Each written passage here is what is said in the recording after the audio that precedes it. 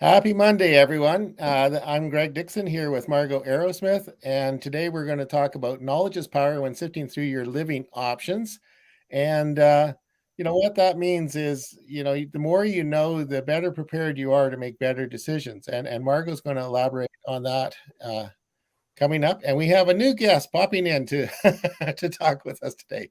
Here Oh, we good. go. Okay. There we go. There she is. Anyway, Hi.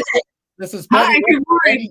Patty Withrow, and we're all looking for perfect retirement living in one way or another. And anyway, Margo, you want to continue on with what you had in mind about discussing today? So Yeah. What I wanted to talk about today is people who make the decision to go into either independent living or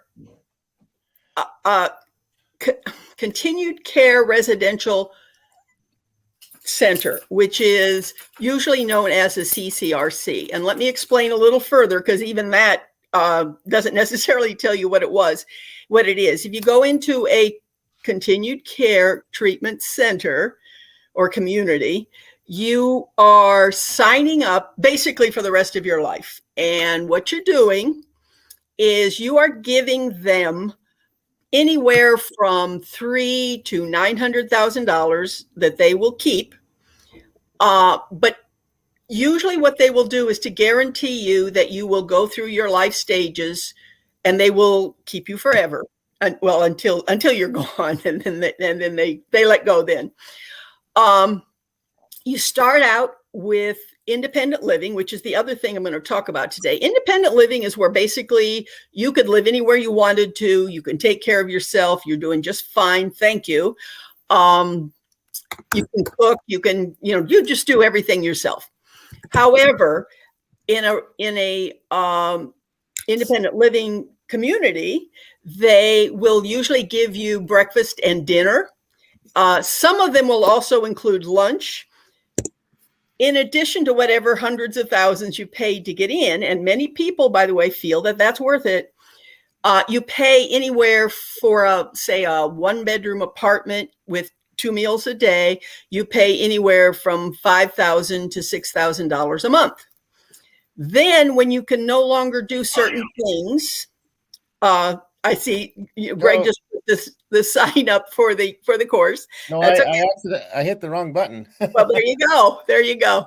That's as they say, that's live TV for you. Anyway, when you've reached a certain plateau where you can no longer do the same things that you could do, they move you up to what's called assisted living. And that's the term that most people are the most familiar with. In fact, many people kind of confuse assisted living and independent living and nursing homes. Assisted living means basically you can do most things for yourself.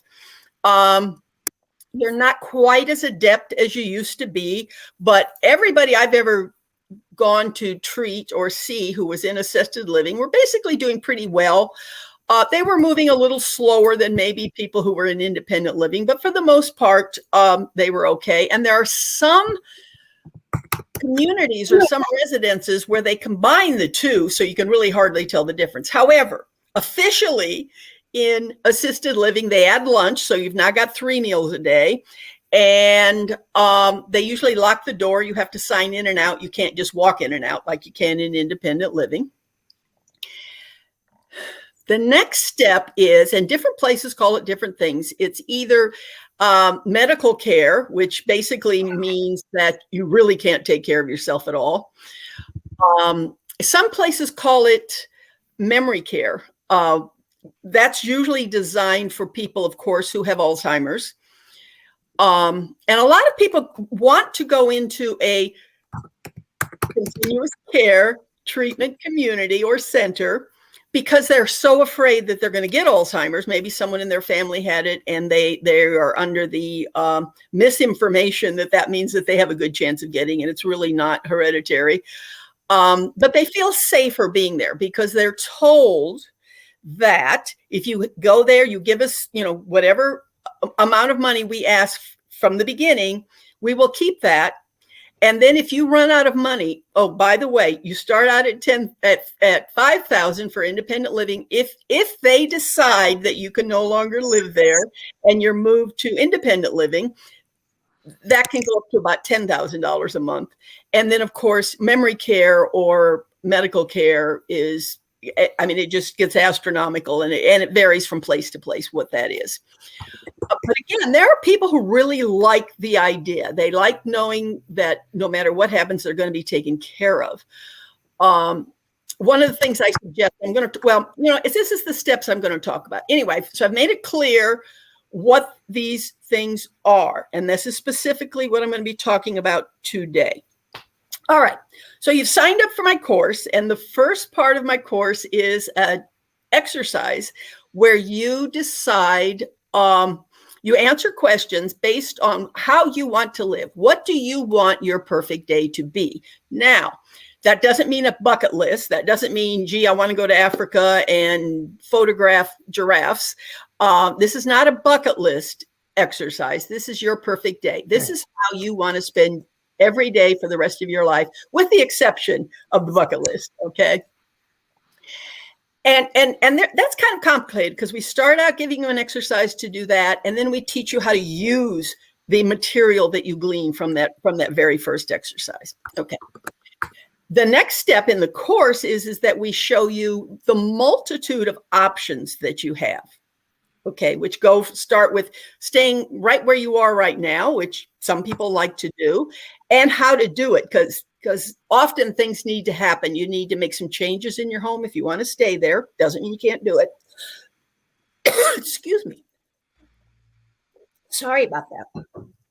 And also ways like, even if you start to become, Greg's at it with his buttons again. If I'm trying to type comments here, and sometimes the key hits something else. So. Okay.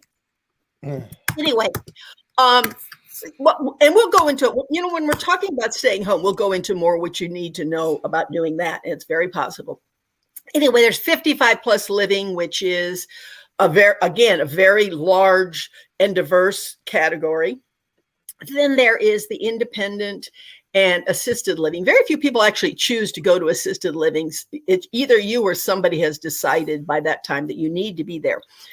That's when the continued care residential communities come into it, because they will take you through the whole gamut. Anyway, and we also in the course we talk about traveling the country in an RV. We talk about living on a cruise ship. We talk about Golden Girls living. We talk about all sorts of other things. Today, I'm going to get back to the steps that you need to go through if you've decided that either independent living or a CCRC is what you need. Okay. Now, of course, the first step is that you take the exercises and you really use this to get to know what it is you truly want. Not what it is you think you should have, not what your doctor thinks you should have, not what your children think you should have, what it is you truly want. We teach you how to use that. All right. Then we teach you all of the options. But let's say for today that you have decided that independent living and or a continued care residential community is what's best for you. And that's really going to meet your needs, and it's going to be what you want in your life. Okay, fine. That's the first step, however, and it's actually the most important step. I was once at a business meeting where, you get to know people, other businesses, and you talk about your businesses. And afterwards, you meet individually with various people. And I was talking after the meeting with someone who was a senior care manager. And what he did was he helped people find independent living situations for themselves.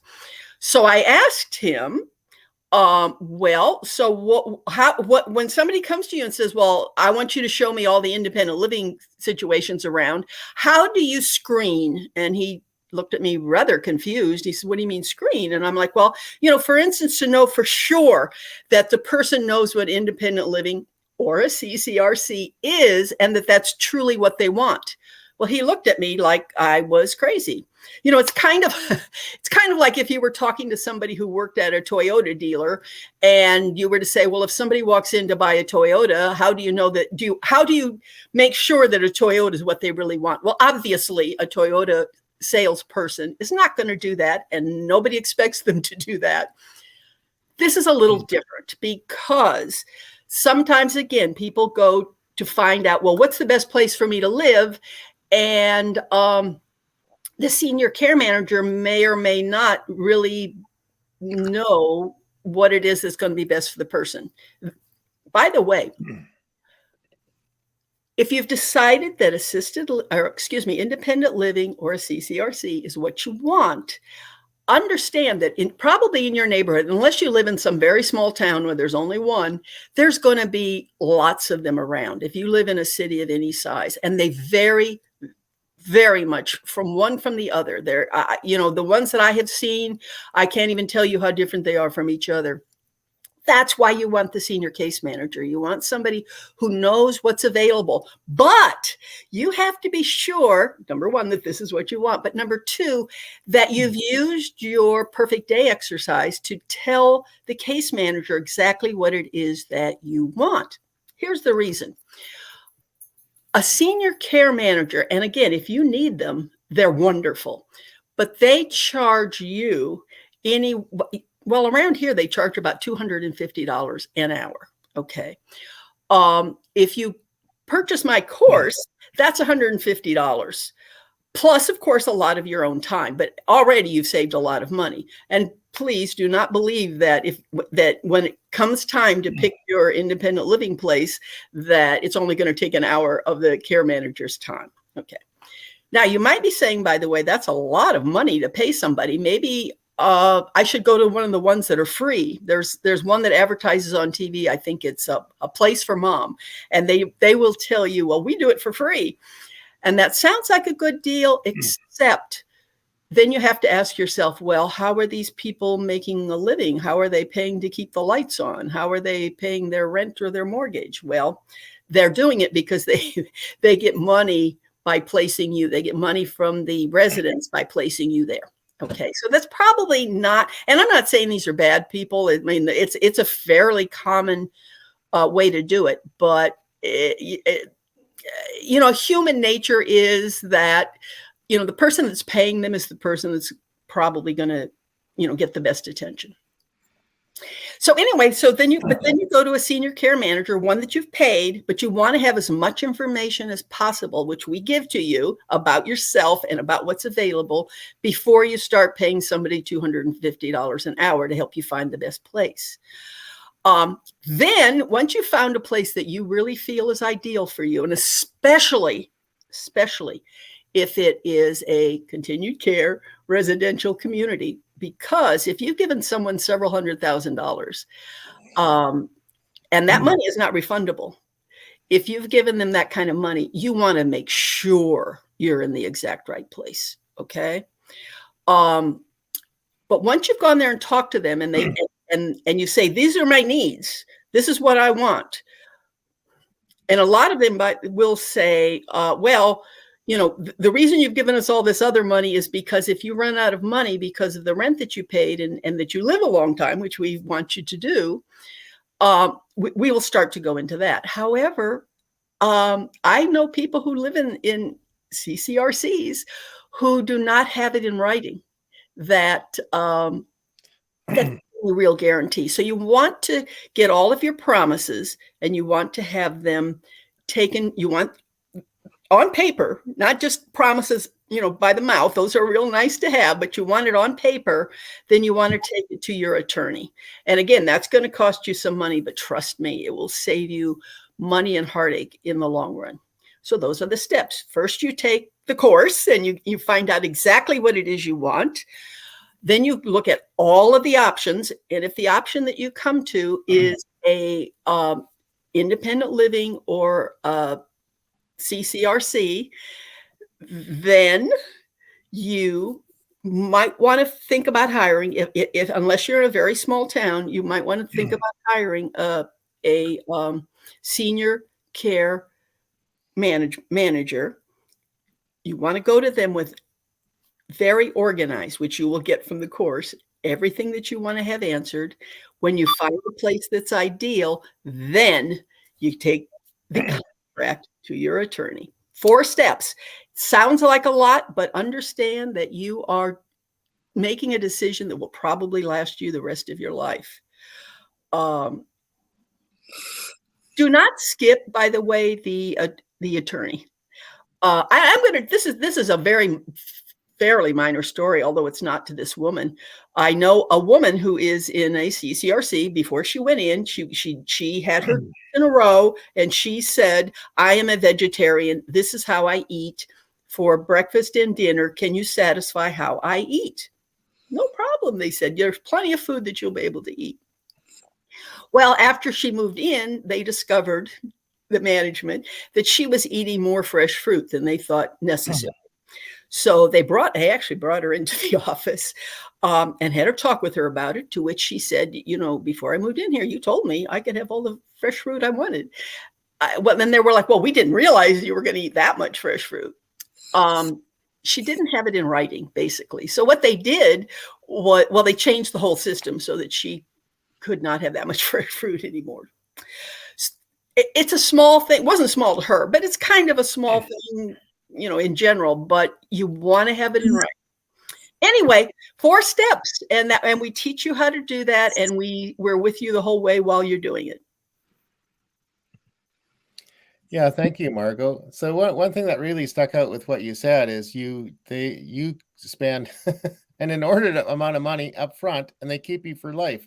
So if that's more like a permanent visit to Alcatraz for you, then maybe you might consider some other options. Exactly. That's why you really want to know yourself well enough. That's the first step, which is, taking that your perfect day exercise. I'm glad you said it that way, Greg, because there are people who move in who didn't think it was going to be that way because they really didn't think about it that closely. Yeah. And yeah, it is kind of like Alcatraz for some of them. Not everybody, because some people love it.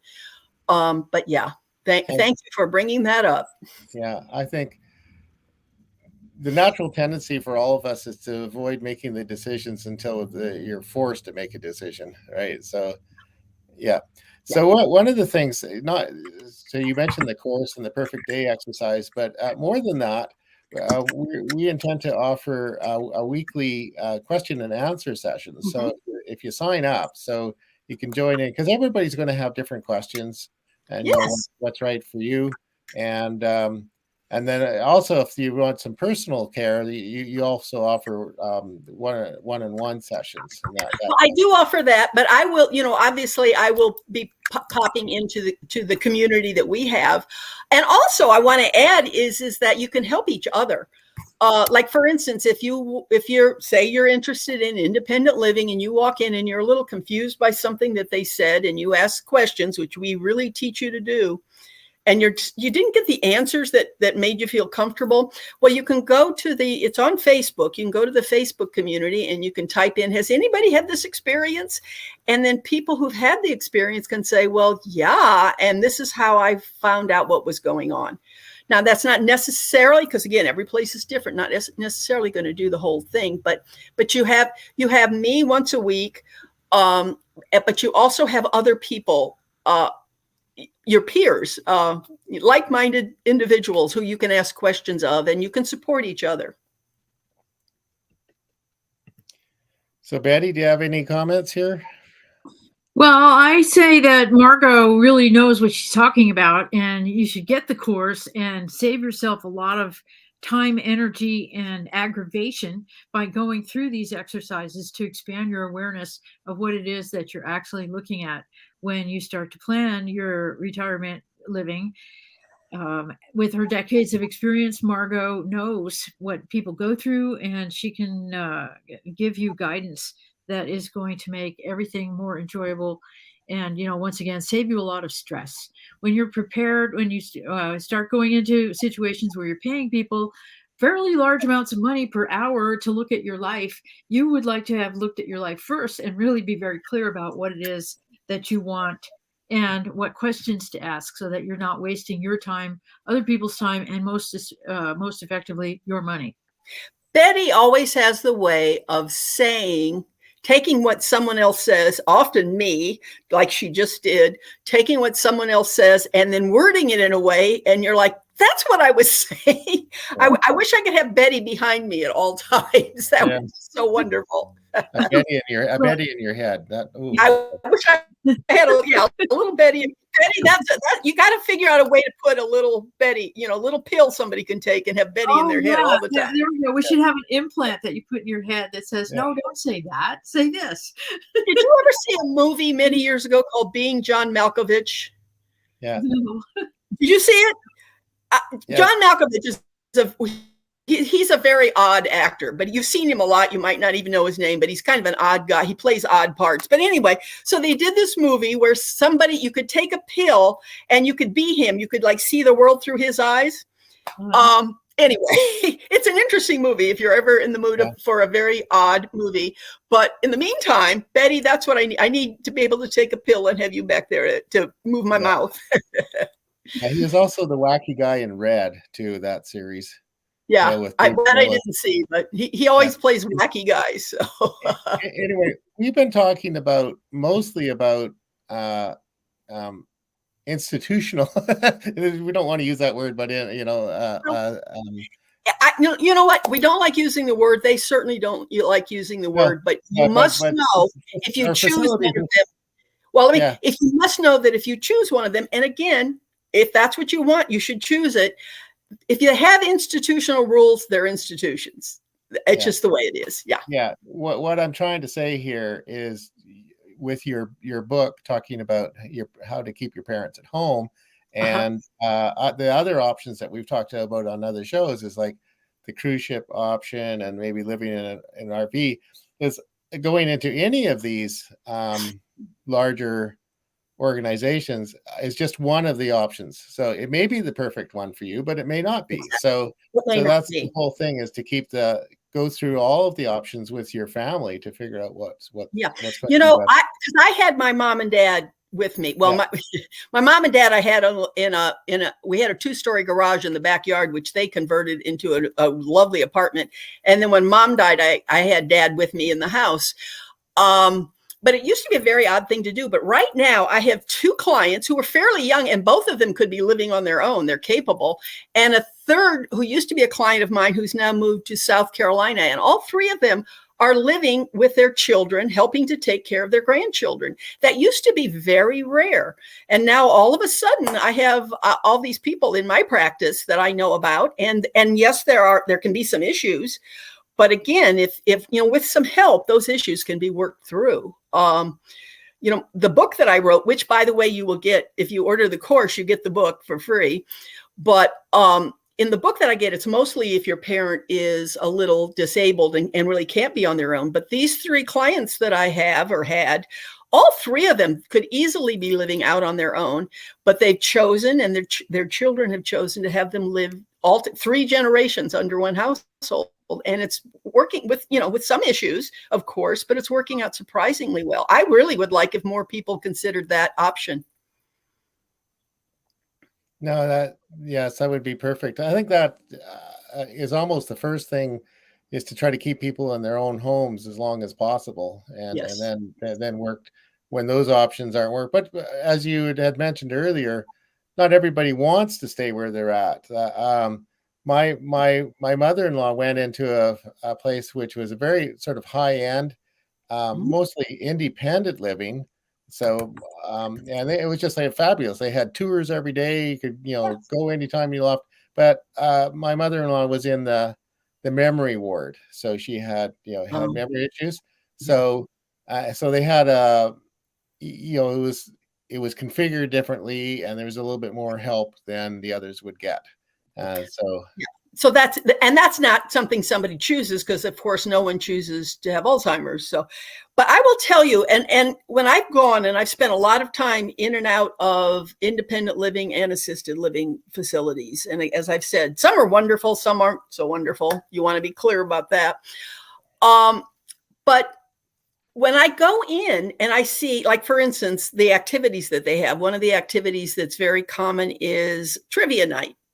But when I go, or it's usually trivia afternoon, they do it in the afternoon. But when I go and I walk by where they're doing it, and there's like 4 or 5 people in there, which is fine. I'm very happy that they have activities that only 4 or 5 people want to go to. However, there are 250 people living in this place, and a lot of the people never do any of the activities for whatever reason. I don't even know why. So that's why, again, for those people who like doing trivia night and like playing bingo and like going on tours or whatever a facility has to offer, wonderful. And I'm glad we would have helped you find that place. However, that's why you have to be very, very careful that is exactly what you want. You're not just choosing it because that's kind of what everybody assumes you would do. And that's what happens a lot. And that's why there aren't more people in the activities, and why there are, excuse me, I just bumped my computer, why there are a lot of people who never leave their apartments except to go to meals. Yeah. Any other comments, Betty? No, I think there is a lot. Well, just a short one. Definitely, there's a different level of usage of those activities among different people. Like, they have them, but do people actually want to do those things? Not everybody does. A friend of mine her dad is 94, and he went into a place recently, a residential place, and he kind of didn't want to learn to do anything new or do anything different or do anything, all like that. He just wanted to be, I think, have less to do, frankly, Yeah. And so not everybody wants all that stuff. But if somebody does want all that stuff, it's nice if it's there. Exactly. Not everybody wants it. And there's nothing wrong with that. When you've gone through and been really honest with yourself and you say, you know what, I want to sit here in my chair and watch really good TV for the rest of my life. There's nothing wrong with that if that's what you really want. So yes, Betty, I'm glad you pointed that out, because not having a lot of people in these activities doesn't mean that everybody else is unhappy. Right. But there are still people who it is not, once they got there, it wasn't what they thought it was going to be, because they didn't think about themselves enough and what they really wanted before they got there. Yeah, I think that's the real point, is like in your course, going through and really getting very honest with yourself about what do you want, what are your issues, what are your, relationships, all of those things. That's the real value in understanding where you really are versus where you think you should be, or what people are telling you should be important, and things like that. Yeah. And it's also, the kind of people that you want to have around you. By the way, Greg pushed that button for good this time, because that is finally. Finally. But let me tell you, like my dad and my mom and my dad always had younger friends. However, when my dad was 92 years old, twice a week he would get on the phone. We're in North Carolina, and he grew up in Iowa. So he would get on the phone with, I think her name was Jean, who was a classmate of his. They were the last two from their graduating class. They were both 92, and they would talk. So he kept his older friends. However, when it came to meeting new people, he wanted them to be young. And so for him, even if he liked the activities, being in a place where every time he walked out the door, he was going to see nothing but old people, that would have been devastating for him. I met a woman once who her father was also the same age, and she swore that being in an assisted living, I think he was, added 8 years to her father's life. Well, it would have taken 8 years off my father's life. I'm telling you, I know that. So there's two men who probably were very similar in many ways. However, one of them really liked being around a lot of people his age. The other one, unless he'd known you for 50 years, was not interested in meeting old people, and it would have hurt him. So that's another reason why it's so important to know yourself, not just what you think you should want. My dad's nurse she was lovely. She loved him. He loved her. I loved her. But she kept bugging me. And really, one day we actually had a fight about it to try and get me to put him in one of these places because she says he needs the company. I'm like, but he's not going to get any company there. She knew him because she knew he was personable because he loved her, but she did not understand him. This is why you need to understand yourself, because your children or the nurses or the doctors don't understand you like you're going to understand you. Again, the importance of the course. Yep, that's the truth. Nobody else is going to know these things, and you may be surprised by the answers that you come up with. Exactly. People are all the time. They're like, wow, because I let them play, I mean, one of the things I say, if you want to wake up, overlooking the Atlantic Ocean on the west side of the Atlantic Ocean, and your perfect day is you're going to have lunch or dinner in Paris every night. I mean, nobody's going to do that, but the first step is to get very fanciful. When you start letting your imagination go, you'll be surprised what you find out about yourself. You're not going to get it all, obviously. Nobody's going to get that, but you'll be surprised what you find out about yourself. Yeah, that's great. So if you want Margot to be your guide for your perfect retirement living, go to yourperfectretirementliving.com and sign up. And it can save you a lot of heartache, and it'll be fun. Just going through their perfect day exercise will help you clarify what you really want, or and often it's not just you, it's your whole family and your friends, or maybe not your friends. It's just your family anyway. you start out where it's just you, but then when you know more, then you can go to your family, and then you and your family can have a talk that's based on you knowing yourself, not other people kind of trying to tell you who you are. Yeah. But yes, at some point, definitely involve the family. Yeah, and as you mentioned, there's a community that you can reach out and ask questions, and we'll have sessions where you can ask Margot questions. Exactly. In a group setting. And so what, if you want clarification, or this is my situation, what are the options for that? So, and again, they said this, it didn't make sense to me. Well, we'll talk about it. Yeah. So what's the one thing we usually say, Betty, at the end of every broadcast?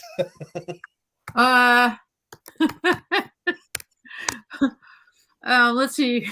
Spill the Just do it.